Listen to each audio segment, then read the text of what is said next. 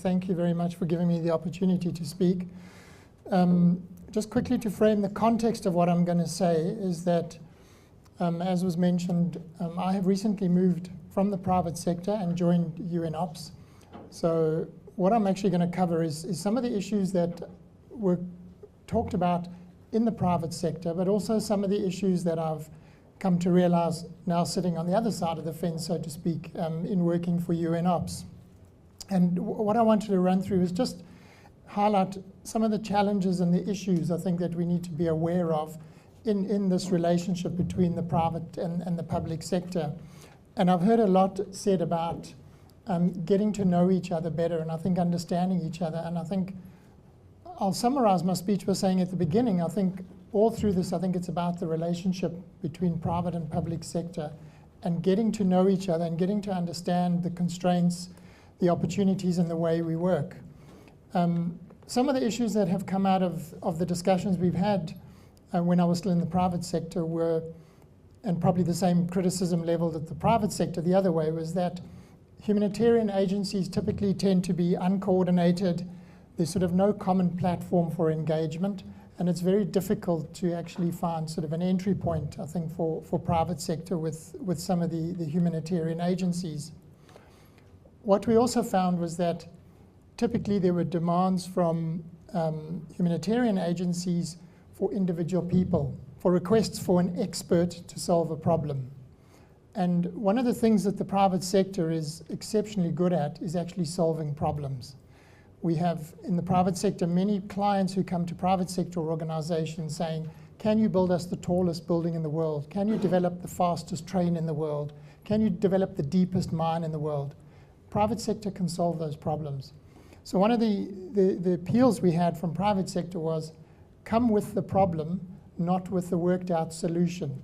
Get the private sector engaged in solving the problems. And Dale talked about the planning phase, which is that important. And I think that's one of the key things that we need to focus on. The other thing is, we heard about social justice and commerciality, or the commercial imperatives.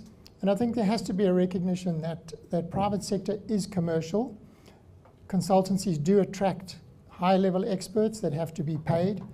They don't have a lot of staff that have spare capacity, so people generally are working to the maximum that they can.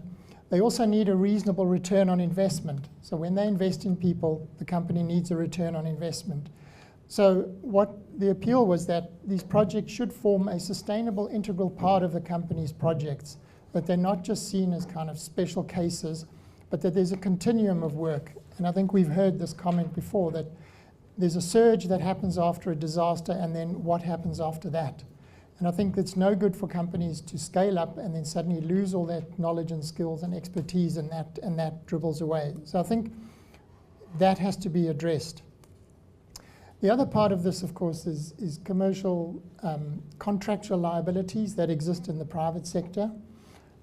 Private sector companies have got a way of operating, and they do need to have a clear scope of services. They need to have a clear understanding of liabilities. And it does sort of talk to the social justice, where engineers in a private company who design a bridge are then held personally responsible, as are the directors of that company, for the integrity of what they design and build.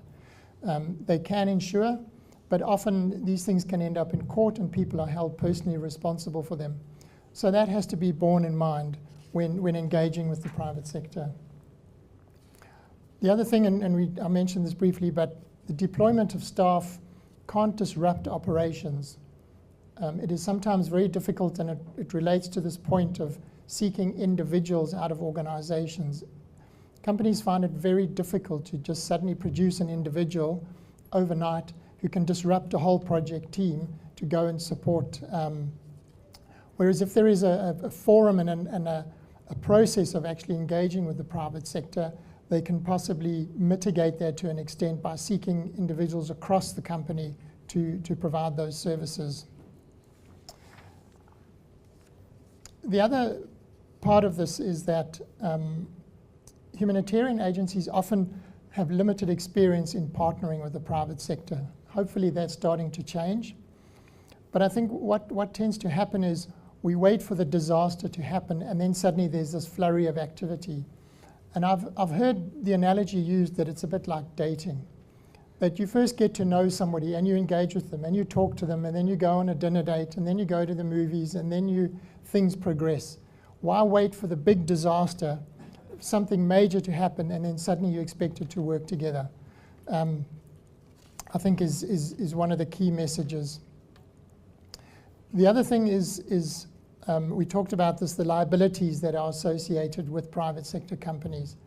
And I can't reiterate this, having come from the private sector, that there are huge liabilities involved, and I think the public sector needs to be aware of that, and they need to address that, and how the services are contractually defined, who the contracting entities are, and how you engage with the companies.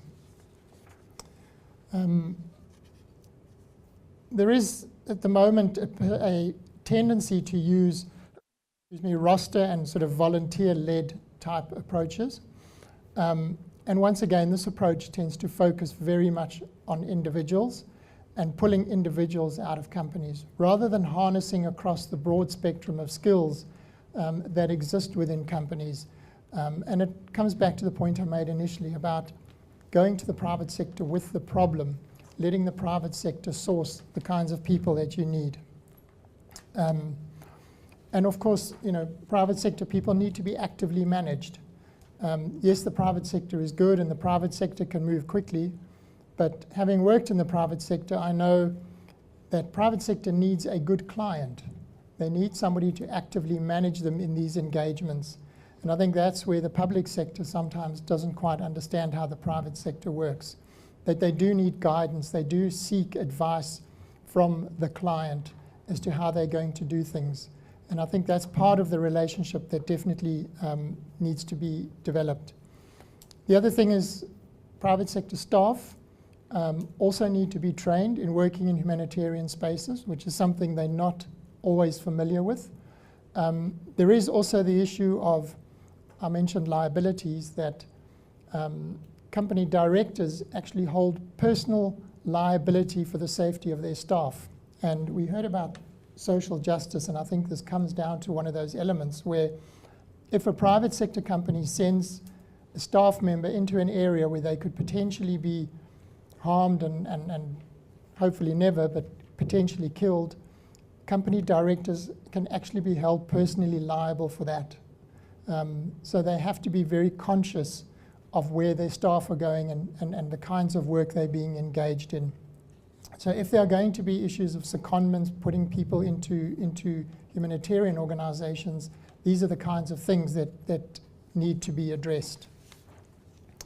One of the concepts that has been promoted, and I've sort of had a proposal put to me around this, is the formation of a private sector hub, where a group of companies or organizations collectively get together and organize themselves to form a body or a single point of contact where humanitarian agencies can engage with them collectively, so that it's not this individual relationship that exists. And I think the work that UNISDR is doing is laudable, but once again we see one agency engaging sort of bilaterally or unilaterally with the private sector. So I think this is a case where one could throw the challenge back to the private sector and say, so how would you solve this problem? And as I said, one of the solutions they've come forward with is saying they would act in unison through a private sector hub that could then act as a starting point for engagement. Maybe this has to happen at a local level, regional level, or national level, not necessarily at a global level. But I think there are opportunities out there to get private sector to engage and to work together. So that's all I would like to say at the moment. Thank you very much.